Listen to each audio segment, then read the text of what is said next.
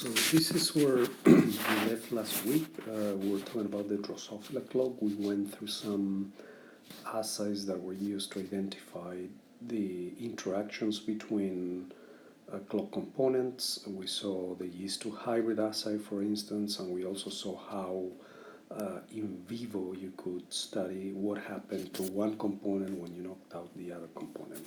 So now what I'd like to continue is on the mammalian clock, which in a way was always lagging behind the Drosophila clock in terms of what we know about it, but eventually caught up, and we are now kind of at almost the same level of understanding, at least at the molecular level. So this was a question that we went through the last time, but now we move on to the first mammalian mutant. And actually, interesting, the first mammalian mutation that, sorry about this, the first mammalian mutation discovered was the tau mutant, and you remember these from the Ralph transplant paper that he called the mutant tau.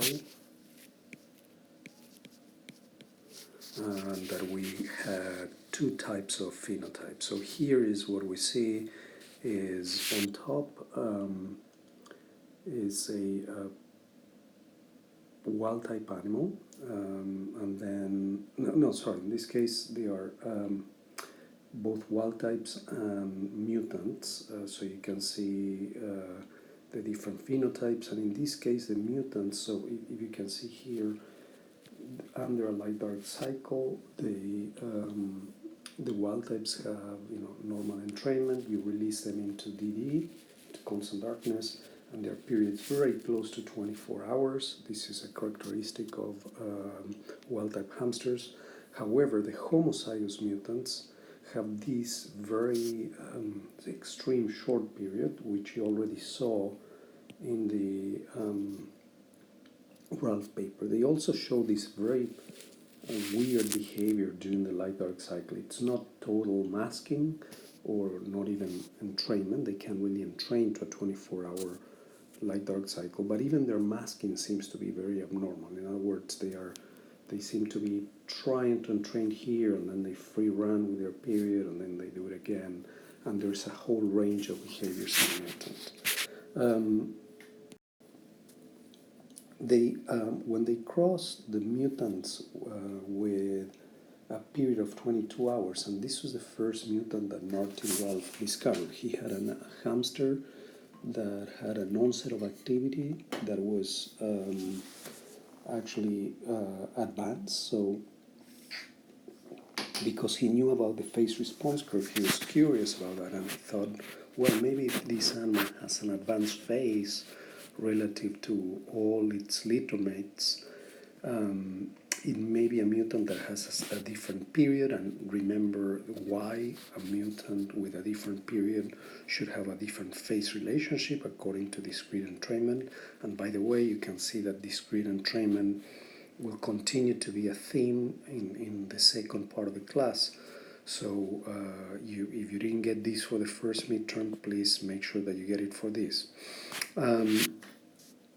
So when he took this animal that had an advanced phase of entrainment, so that it looked like this, a normal wild type animal was like this, the onset of activity was here every single day when the lights went off, whereas this mutant that he found by chance in his lab started a couple of hours earlier to run on the wheel. And he thought that this difference was kind of peculiar, and if you think about this, an advanced phase of entrainment makes the light hit further in the subjective night. This is a nocturnal animal, so this is early subjective night, so that means that the light is hitting in this portion of the phase response curve, right, but deeper in, which means that in this case probably this animal needs to undergo bigger delays than a wild type, and he infer from this that maybe these mutants had a period that was shorter than 24 hours. So he crossed them, and interestingly, he got out of the cross 3 phenotypes. One that was the wild type period, 23.5, almost 24. The other one that was the same period as the mutant father, and another one that was 20 hours, super short. This was a cross of a 22 by a 22 animal. Okay, so 2 mutants like the one that he initially found. And the ratios were these. If you remember a little bit of genetics, you should be able to answer this question. I want you to think about it, and we'll go over when I get back. The question says the results of the hamster crossing can be interpreted as follows. Indicate if the statements are true or false. The period of the circadian rhythms of hamsters is genetically determined. The period of the circadian rhythms in hamsters is not genetically determined. The tau mutation is a dominant mutation that leads to a circadian period of 20 hours in homozygotes, or a semi-dominant mutation that leads to a circadian period of 20 hours in homozygotes and intermediate periods in heterozygotes. Or 5, the tau mutation is a recessive mutation that leads to a circadian period of 20 hours in homozygotes.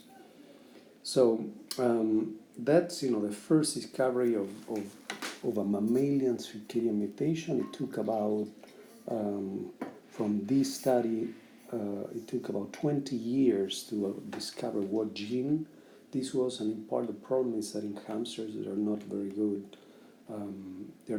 genetic or transgenic models, so you couldn't really do knockouts or genetic mapping that easily as you could do in mice.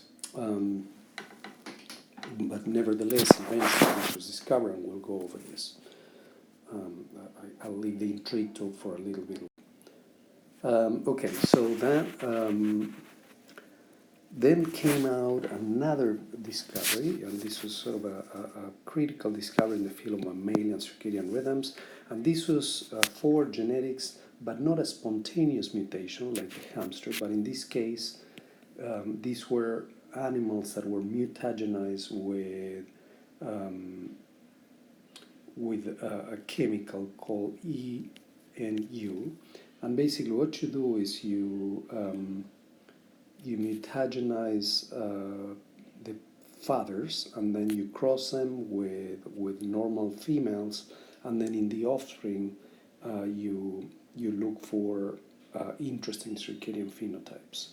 And what they saw is that there was one animal that the heterozygote, that is the first, the F1, right, of that crossing, had a very long period. So the normal period for mice is less than 24 hours, but these guys had a period that was very long. In this case, I think it was like 27 hours. Okay. So this is very unusual for mice. And then when they crossed this F1, they got homozygote animals that look like this. At the beginning, a very long period, but eventually totally arrhythmic. And of course, when you see something like this, this is a great result, but so far we haven't shown that this is a component of the molecular clock. However,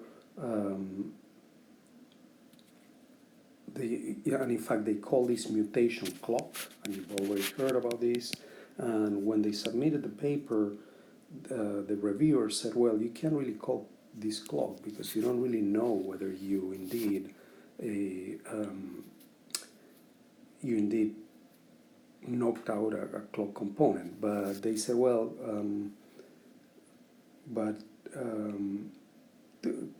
we'll still call it clock because they said that this was the acronym for something like circadian locomotor output. I can't remember what the C was from, caput. And so they stick to clock, and eventually you'll see that indeed it was a clock component. And this is after, again, something like 10 years of work. doing genetic mapping. Eventually, they narrowed down the position of the mutated gene to a narrow part of a chromosome, and eventually they were able to sequence the mutated gene, and there was a Na to T substitution. So it was a single point mutation, and interesting, when they looked at the gene, they realized that this single point mutation lead to a different splice variant. So when RNA is transcribed, later on it's spliced where the introns are removed. In this case, that took place. There was an initial transcript, but then after it was spliced, you ended up with this very, very small piece of protein compared to the native protein, or the native mature RNA, either way. Actually, this would be RNA. You can see that the mutant RNA is much shorter, and it's missing a big chunk, which is this exon 19. Okay, so basically, the product of the gene, there was still a product, but the gene was not knocked out. But that gene, the RNA that came out of it was very short and abnormal. So then, when the period gene was sequenced in Drosophila, people were also interested to see whether there were homologs of period in mammals. And remember, at this point, we didn't even know whether the Drosophila clock had any similarities with the mammalian clock. But based on sequence homology, we knew that there was a fundamental gene for determining circadian rhythmicity in flies. So people started looking in mammals, and eventually they identified first one period gene that they called period initially, but in fact then they call it period 1 because later on they found 2 more. So as a starter, this is the first one discovered, but in mammals there are 3 periods, per 1, 2, and 3. And of course, when they found a homolog of period in Drosophila, as you'd probably do, knowing what you know about this class, from this class, well, the first thing they did is, well, can we take a look and see whether this gene is indeed expressed in the suprachiasmatic nucleus? And the answer was yes. And interesting, not only was it expressed in the SCN, but also it cycled different Zeigever times, that is ZT, which is essentially like clock time, where ZT12 corresponds to the onset of light, of darkness. This is in general in mice. So basically, if you have the light-dark cycle, instead of talking about clock time, we talk about circadian time, Zeigever time. And the onset of darkness is ZT12, the onset of light is ZT0, okay? ZT0, ZT12, and so on for all the rest. So it's a 24-hour cycle. So what you can see here, that's the bright expression of the messenger RNA in the suprachiasmatic nucleus. It wasn't the only part of the brain that was expressed on. But interestingly, if you look at ZT8 and ZT16, you see that there's high expression here and no expression at all in the middle of the night. And this is, if you take many animals and you measure the levels of messenger RNA for PER, you can see that it was still called PER without the 1. With in situ hybridization, you see a beautiful cycle of expression. So this homolog of Drosophila PER met some of the conditions that we initially set out in the class, that we said, well, if you find a clock component, in principle it should cycle, but also it should be expressed in the areas of the brain that you know are essential for the generation of circadian rhythms.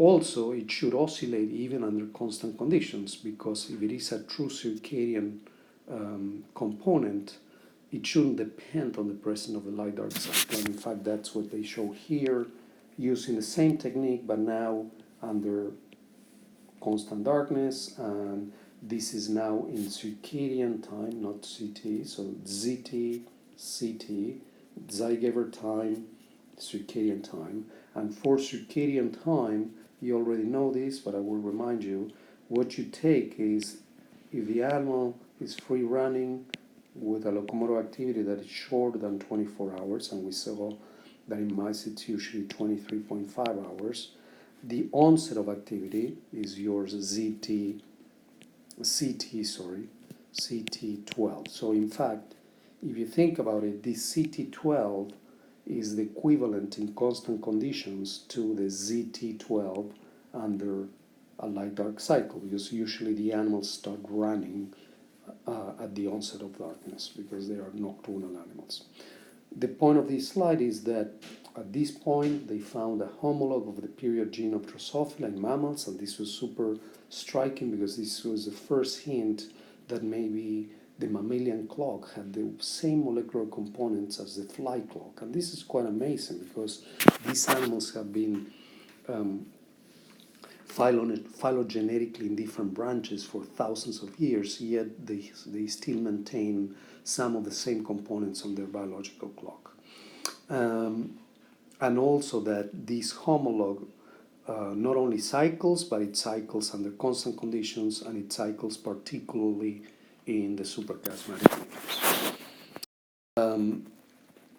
Then once as I told you, then the two other per genes were discovered in mammals, and we know that we have two now. Sorry about the noise in my home. And what we see, of course, people, when they discovered these homologues of Drosophila, the next question was, well, what happens if I knock them out, right? Because that's what you do with the reverse genetics approach. Once you have a candidate, a gene candidate, you say, okay, I'm going to destroy it, and my prediction is that if I destroy it, the animal should be arrhythmic. And there's kind of a surprise here, because of course the wild types have the normal shorter than 24-hour rhythm, but then what happened when they generated the period 1 knockout, they saw that eventually they become arrhythmic, but for a while under constant conditions. And by the way, this little line is when they switch from LD to DD. And remember, you always test a mutation or a lesion or anything that you want to see whether it impairs circadian rhythmicity under constant conditions, because as you can see, under a light-dark cycle, these animals are very normal, okay? So that doesn't tell you anything. You need to move into constant conditions. But surprisingly, when they moved into constant conditions, there was still some rhythmicity. You can see that there's a very short rhythm, but there's still some rhythm. Eventually it kind of disappears. And the same for the PER2 knockouts. There was on some of them some rhythmicity left, although eventually they become arrhythmic. And this suggested that maybe PER1 and PER2 were redundant. In other words, that they had similar functions, and if you took PER1 out, PER2 could still make the clock run, or vice versa. If you took PER2, PER1 could still make the clock run. And so they eventually developed double knockouts, where the two genes were knocked out, and those animals indeed are very, very arrhythmic, and they don't even show that hint of rhythmicity here. They are instantaneously arrhythmic when you move them into constant conditions.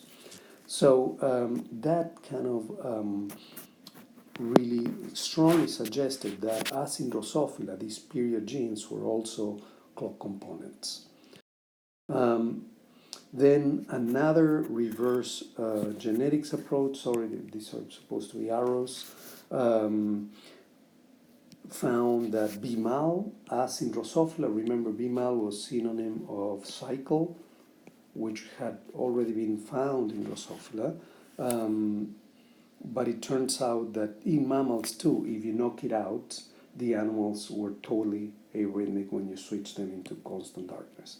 And in this case, and this is in fact the only clock gene that if you remove, the animals will be instantaneously arrhythmic. So in this case, you only need to remove one gene, knock out one gene, and that's sufficient to induce total arrhythmicity. So this is a BMAL one knockout, and this is a wild type. Okay? And again, you always test them under constant conditions because under LD, the animals are relatively normal. Then, of course, once they had a few candidates, they did the same kind of experiments that they did in Drosophila, study how these molecules interacted in vitro or in vivo. And this is one example of an in vitro assay. You've already seen this many times, where what you do is, in this case, you have luciferase driven by PER transcription. So basically you have the PER gene, in this case it's period 1, driving luciferase expression. So anytime that a cell expresses PER, it will glow green, and this is bioluminescence, right?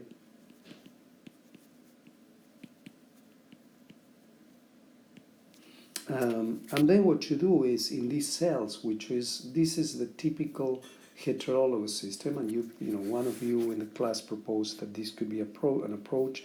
You can express these molecules, these genes, in new cells and see where those cells have the ability not only to cycle, but also to show you whether different components that you've already discovered through mutations can interact to induce expression of another component. And in this case, what we have is we have the promoter of PER1, okay, which is a large promoter with 2,000 base pairs, and we will be expressing either clock or BMAL or the two of them. And what you see is pretty interesting. If you only have the promoter, but neither clock nor BMAL, you see very little expression. If you have the promoter and only clock, you also see little expression. If you have the promoter and only BMAL, you also see very little expression. And this is very similar to the assays that they did in the Zhang paper and maybe other papers that we read. However, when you have the promoter of period 1, clock, and you express clock and BMAL, you see very high expression of period, which is of course reported through luciferase. So what this suggests first is that in the same way that happens in Drosophila, is when you have clock and BMAL 1, they will dimerize and turn on the transcription of PER. In this case, PER1, but it turns out that it's also true for period 2. Period 3 in mammals, in principle, doesn't have much of a function in the clock, at least as far as we know. And then they did, more tricks using this assay. So now they reduce this promoter region of the period gene to a very tiny piece of 54 base pairs, and that 54 base pair had the EBOX, which is that sequence that I told you that it was essential in the period promoter for clock and BMAL to bind and turn on transcription. This is the same as in Drosophila. And then they used, as in the other case, clock, BMAL, or instead a clock that was the mutated clock from the clock mutation. So this is the clock mutation that Takahashi had found that had arrhythmicity on homozygotes. And they wanted to see what happens instead of expressing the normal clock protein in these cells, you expressed the mutated clock protein. And you can do this because these are culture cells that you can make them express by genetically engineering them anything they want, anything you want. So then they also had another option here, which was a mutated promoter. So in which this EVOX was changed, there was a change in a couple of base pairs or one base pairs, which is sufficient to make it not work. And then they did all the combinations. So what they saw is that if you have the promoter alone, nothing happened, right?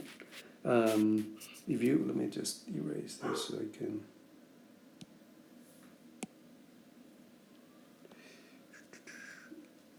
Okay.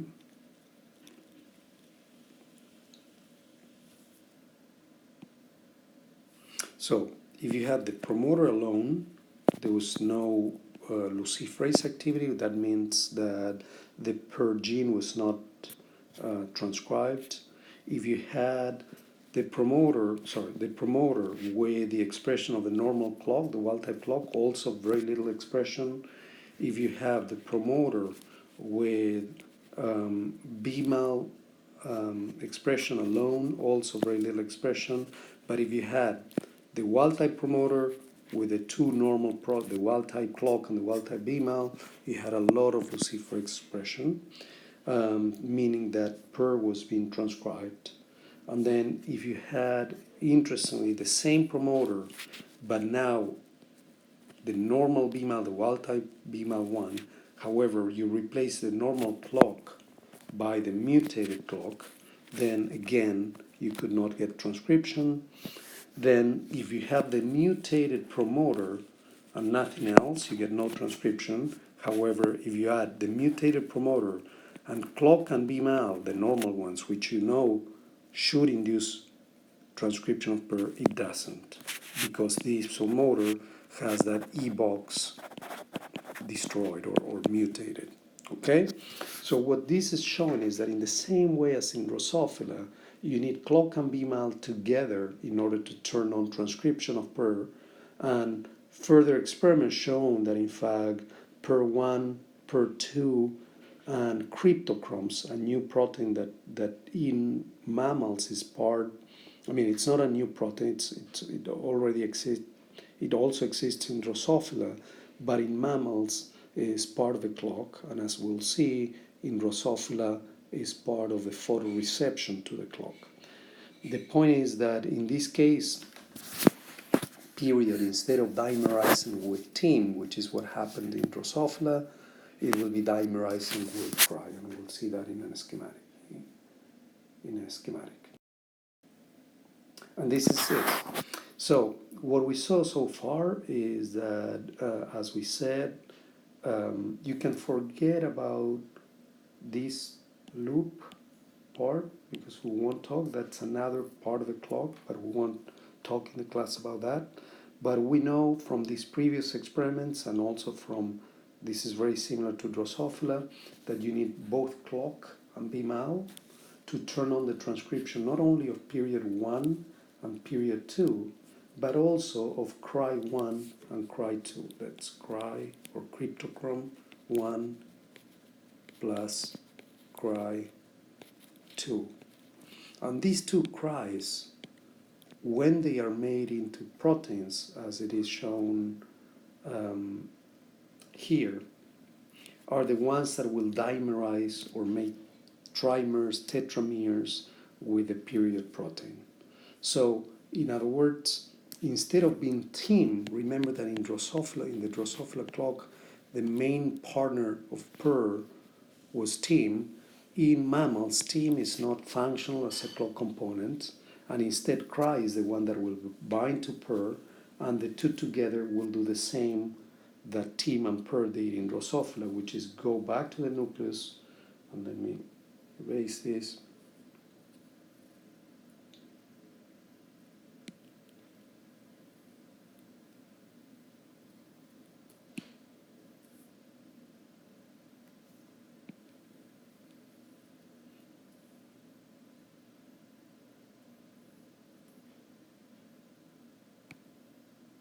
So what they will do is they will go, these two partners or several of them will go back to the nucleus and inhibit B-Mal clock from inducing their own transcription. So the loop is exactly the same. It's a negative feedback loop with one component, which is the cryptochrome, that changes as compared to Drosophila. But the idea is exactly the same. That is that the protein products of these genes will get together and then they will inhibit clock and B-Mal, and by doing so they will be inhibiting their own transcription. So if you measure the levels of period RNA or cryptochrome, they will be cycling, if this is time and this is either cry or per 1, 2, whatever, whichever you want to measure, they will cycle with a peak every day. So 1, 2, 3, these are days. Okay. Okay. So then, one component that we haven't talked about yet is this component, which is the casein kinase. Let me see, where is this? Yes, here. The casein kinase 1 epsilon. So this is a kinase, it's casein kinase 1 epsilon. And there are two of these kinases, doesn't really matter, but the thing is that this enzyme is really critical because although it's not part of the loop, it phosphorylates the PER. And by phosphorylating the PERs, it induces its destruction. So basically, when you have phosphorylation by this casein kinase, it will induce the degradation of PER. And it turns out that although this casein kinase protein is not part of the loop, it's super critical in controlling the period of this loop. And in fact, if you change the activity of that enzyme, what will happen is that the period will change. And if you remember the Zhang paper with the isopods Eurydice, what they were trying to do is to treat this enzyme with a drug and change the circadian period. And in fact, we know from mammals that mutations in this casein kinase gene, the gene that codes for this enzyme, will lead to different periods. And in fact, one thing that we know now is that after a lot of work, the tau mutation in the hamster is actually on this gene. So now we're starting to put all the pieces together. So we found a first mutation in mammals, which was the tau mutation in hamsters, and I told you that it led to extreme periods, short periods. So we had the heads that had 22 hours. We had, the heads that had 22 hours and the homozygotes that had 20 hours periods. And it turns out that those mutations, the mutation either in heterozygosis or in homozygosis is in a gene that codes for the casein kinase epsilon.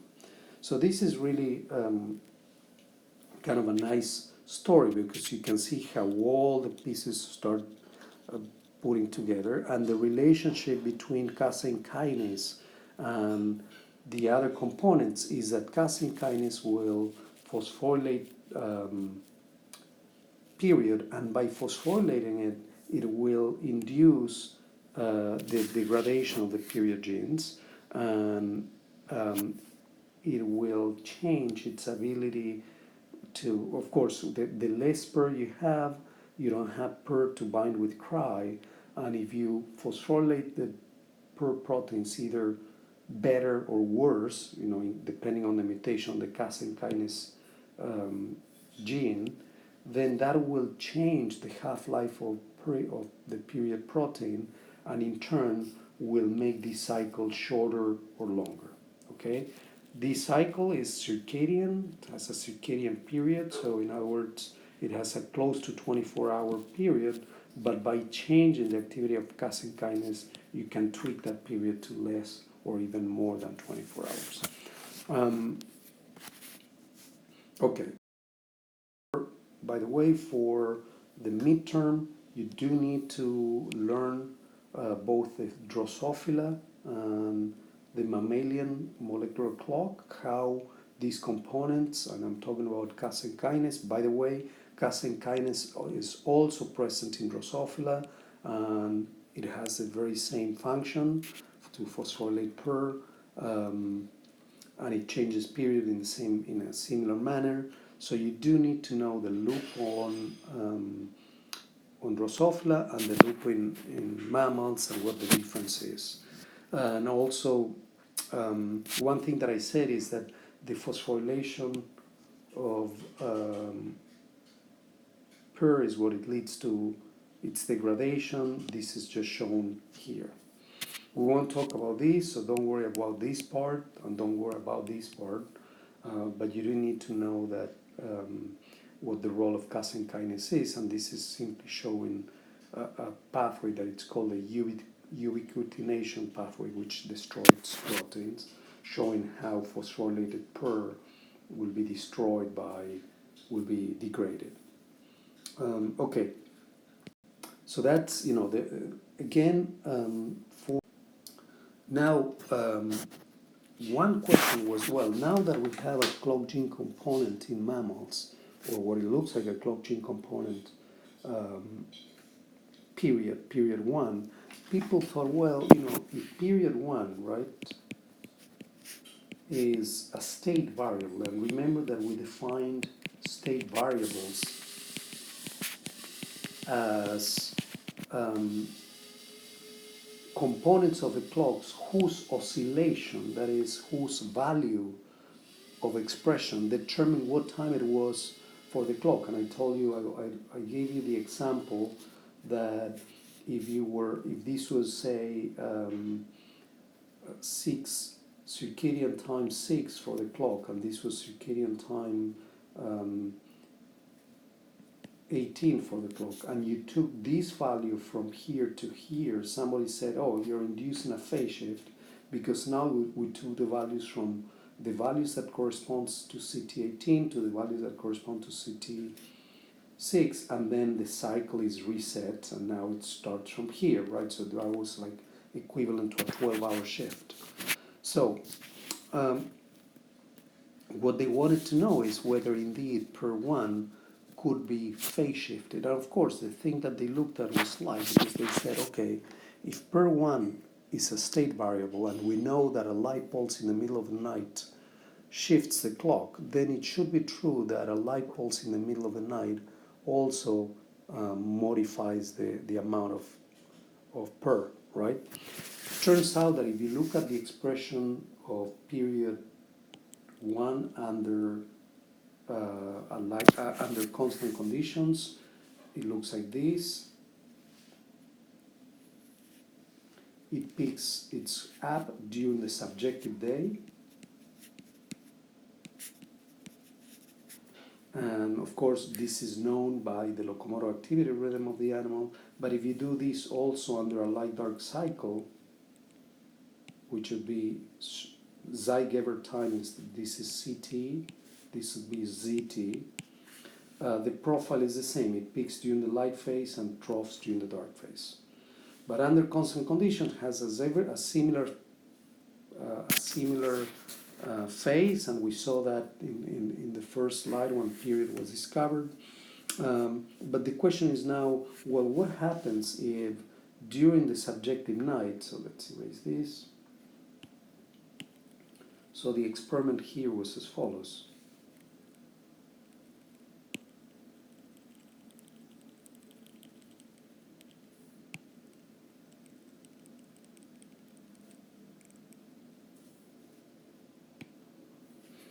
What happens if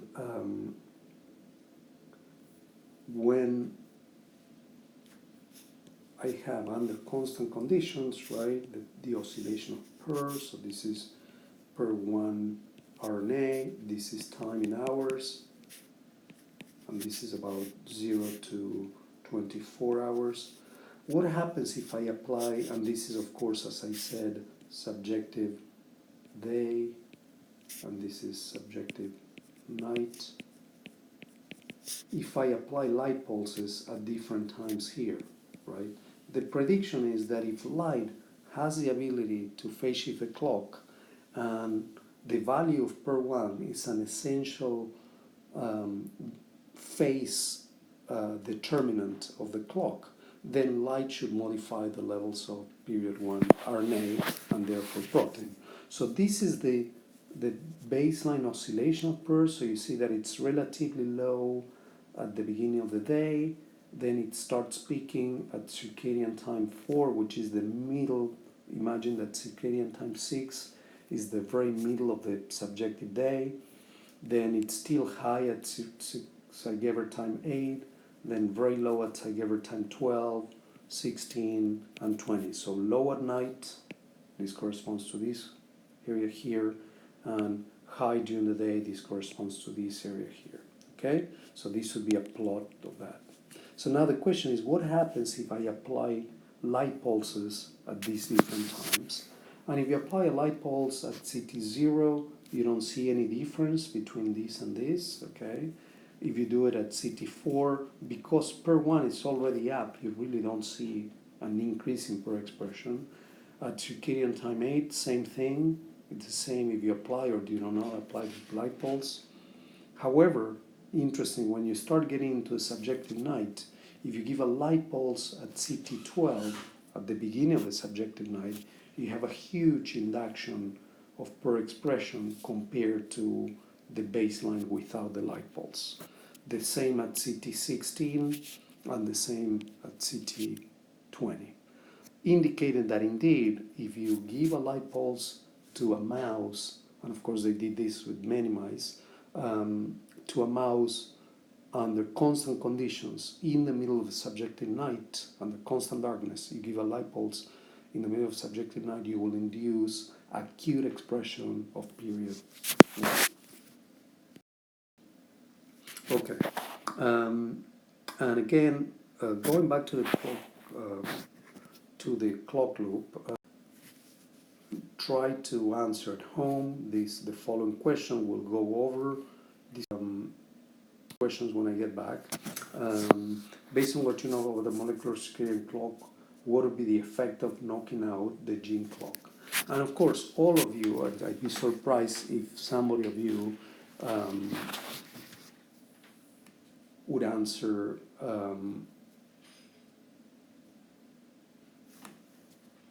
three, right? Most of you would answer that the clock would stop, right? And the animal would have no rhythms, because we saw that a clock mutation induces arrhythmicity. However, this was a big surprise when people, instead of using the original clock mutant, they actually completely took out the gene. They saw that these animals had perfectly normal circadian rhythms.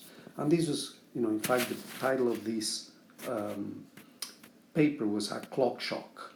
And the idea is that, here you see the wild-type clock animal, that is, it has 2 copies of the wild-type gene.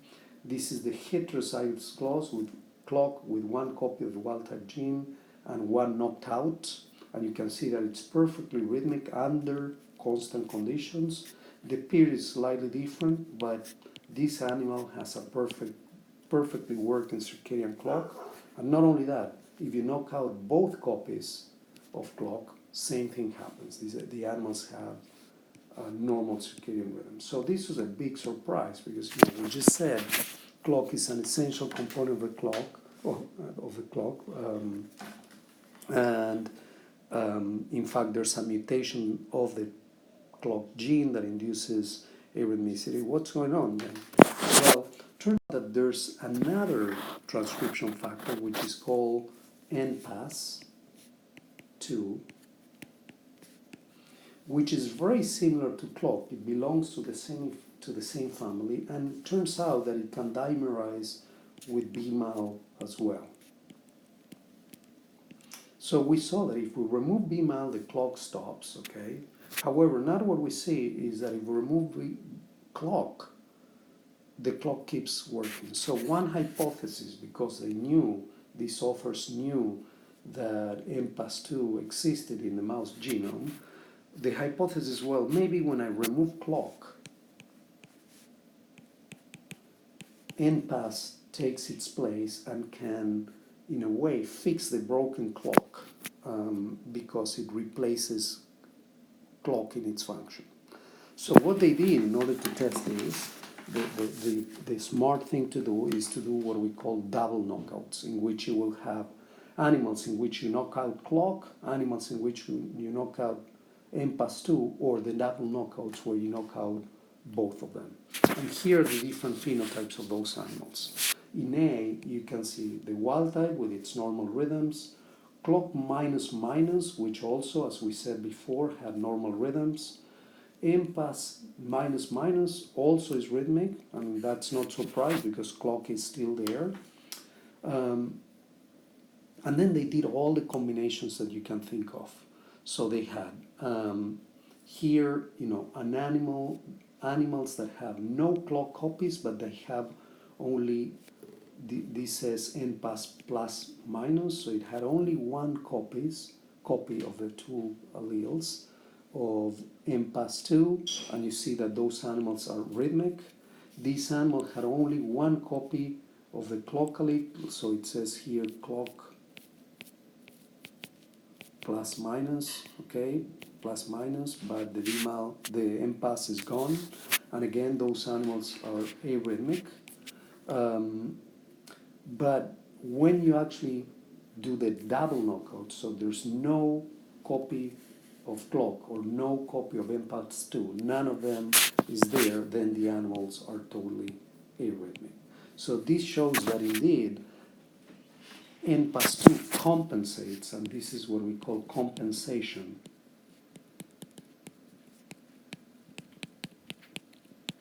And this is when you remove a gene and throughout development another gene takes over the function of that gene. So under normal conditions, the partner that BMAL likes the best is clock. However, BMAL can be promiscuous, and if clock is missing, then it will partner with MPAS2 and still make the clock work. So finally, we move to, as I told you, initially we thought that the only clock was in the brain. Then it was found that there was expression of clocks in fibroblasts, and you've seen evidence of that in fibroblasts and then in the liver. And eventually, we discovered that the field discovered that virtually any cell in our body has a functional molecular clock. Interestingly, and you saw that very clearly in the Zumo paper, where they have animals that don't have a clock in the brain, but have normal oscillations of their clock genes in their peripheral organs, like the liver, the muscle, the pituitary, etc. Interestingly, the molecular clock of these peripheral oscillators is the same as it is in the SCN. In other words, if you take a liver cell, a hepatocyte, or a skeletal muscle cell, or a skin cell, and you look at their molecular clock, it's made of the same components as the molecular clock of the SCN. However, when you look at the clock that the clock is controlling expression of, those are very different, and we call that clock control genes. So basically, we just talked about this molecular loop, right, that makes up the clock, which is a transcription and translation loop, and you heard this term TTL in the Tomita paper, and this loop is the essence of the clock. If you somehow destroy that loop, circadian rhythmicity stops altogether. That's true for any organ, and in principle any part of the brain, or virtually every organ shows this loop. However, this loop has the ability to modify in a circadian fashion, right, in an oscillatory fashion, the expression of many genes. right? Otherwise, it'll be a useless loop. It'll be a loop of itself that doesn't control any output and any physiology, any behavior. So, interestingly, the set of genes that is controlled by the clock, so this is the clock, and these are clock control genes. The set of genes that is controlled by the clock is different in each organ. And this is showing you what genes are oscillating all together in the SCN. So each line here, and there's 100 or 400 depending on the case, represents a gene, and this is how it is expressed. Red is when the peak of expression occurs, and you can see that for the genes that are at the bottom, the peak of expression is a little later, under a light-dark cycle, as it's shown here, in the SCN, and then under constant darkness, also in the SCN. So you can see that there are hundreds of genes that are clock control genes in the SCN, but there's also hundreds of genes that are clock control genes in the liver, right? And interestingly, in both cases, they continue to oscillate under constant darkness conditions, indicating that indeed this is an autonomous oscillation. So just to read these graphs, red means high expression, green means low expression, and then what you can see is that for gene, for instance, if you look at here, gene 1 will peak at about the beginning of the subjective day, but gene number 150, for instance, will peak at the beginning of the subjective night, and so on, okay? And therefore you can go through the whole genome and see how many of the genes are under circadian control. And when you do that exercise, and this is shown for skeletal muscle, when you do that, it's amazing because you get that more than 50% of all our genes are under circadian regulation. That is, you can randomly pick up a gene and most likely it will be under circadian control by the clock in where that gene is being expressed. However, which genes are clock controlled is different in the liver than in the muscle. For instance, if you look at the adrenal gland, which makes cortisol, it's a hormone, the genes that are under circadian control in the adrenal gland are related to cortisol release, right? However, if you look in the liver, the genes that are under circadian control in the liver are relating to glucose metabolism, which is one of the main functions that the liver has. So in other words, we have local clocks whose molecular clock components are the same, but the clock control genes that they're controlling are very different. And then people also looked at what happens when you have a mutation. Does that impair just the behavior, or does it impair the regulation of clock control genes as well? And this is clearly the case. You can see that if you look at the clock mutant and you compare in, I think this is in the SCN, but it will be similar to the liver or the SCN. In the wild type, which is this, there's this very nice circadian expression of hundreds of genes. However, that very nice circadian expression of the very same genes, and remember each line is one gene, is lost or gone in most cases. There are some genes that maintain some rhythmicity, but overall this system is much less rhythmic, right, than this system here that has most of these genes show a circadian expression pattern. So we started this class talking about familial advanced sleep. I told you that it was a disease in which the patients wake up extremely early and they go to bed extremely early and they cannot help this. So the question is, well, of all these gene components. And of course, it took a while. This disease was known for decades, but people had no idea what this disease was, where the gene, what was the function of the gene that was mutated in these families. Eventually, what they discovered is that it was a chromosomal dominant disease. I told you that that they're extreme morning larks. They have a phase of 4 hours advance, and it turns out what they found is that there's a single point mutation in the period 2 gene.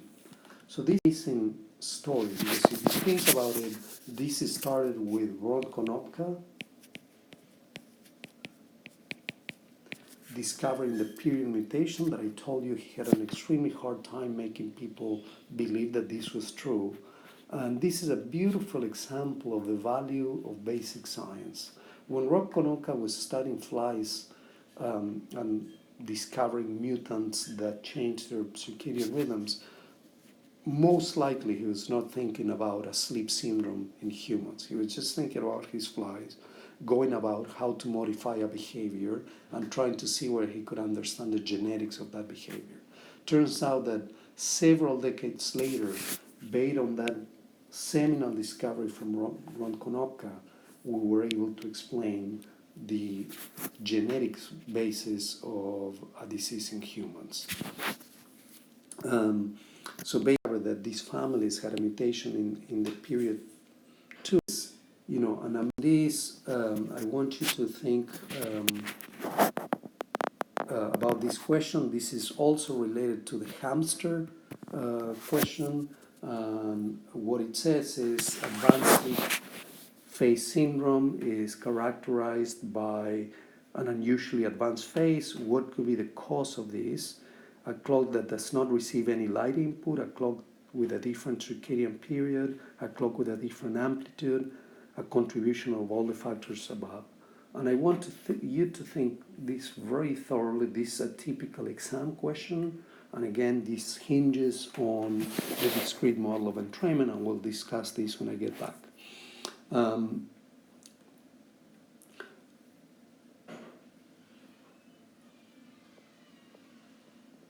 Okay, and then the other thing that